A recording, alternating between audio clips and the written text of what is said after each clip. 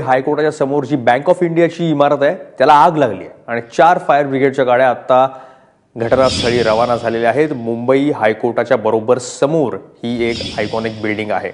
गणेश ठाकूर आपल्या सोबत आहेत। गणेश, काय परिस्थिती आहे? आग आटोक्यात आलेली आहे का? किती मोठी आग आहे? अद्याप नाही। L2 चा कॉल फायर ब्रिगेडला मिळालेला आहे आणि फायर ब्रिगेडने L2 चा कॉल दिलाय। एकूण 4 वॉटर टँकर्स, 3 वॉटर इंजिन, एकूण 7 गाड्या अशा तिथे पाठवण्यात आल्यात। अजूनही ऍक्शन तिथे सुरू आहे। बँक ऑफ इंडियाची ही जी इमारत आहे ती बॉम्बे हायकोर्टच्या अगदी समोरची इमारत आहे आणि बँक ऑफ इंडियाचं हेडक्वार्टर आहे असं सांगण्यात येत आहे या रिजनचं।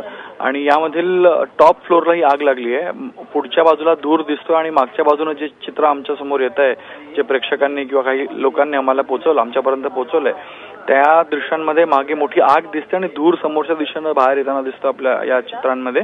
अद्याप कोणत्याही व्यक्ती तिथे अडकण्याची किंवा तिथे फसले असण्याची माहिती अद्याप नाही मिळाली आहे। पण जे क्रेन असतात त्या क्रेनच्या माध्यमातून वर पोहोचण्याचा प्रयत्न सुरू आहे आणि या वॉटर टँक आणि वॉटर इंजिनच्या माध्यमातून आग कंट्रोलमध्ये आणण्याची पूर्ण प्रयत्न फायर ब्रिगेडचे कर्मचारी करतायत। कारण इथं डॉक्युमेंट्स आहेत आणि इतर दुसरे जे मुख्य जे बँकेचे जे डॉक्युमेंट्स किंवा इतर जे रजिस्टर्स वगैरे आहेत त्याला वाचवण्यासाठी करण्यात येते, पण अद्याप कंट्रोलमध्ये नाहीये।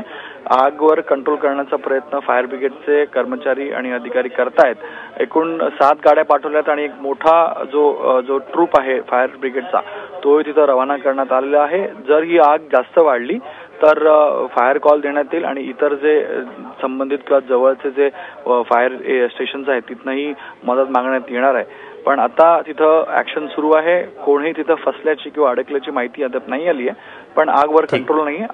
आगीवर कंट्रोल आणण्याचा प्रयत्न फायर ब्रिगेड करत आहे। ठीक आहे, धन्यवाद गणेश, तुम्ही दिलेल्या सगळ्या माहितीबद्दल। लक्ष ठेवून राहा या घटनेवर। तेव्हा बँक ऑफ इंडियाची एक आयकॉनिक बिल्डिंग आपल्याला दिसते, गॉथिक स्टाईल, मुंबईतली जुनी फोर्ट एरियामधली, आणि तिथं ही आग लागलेली आहे।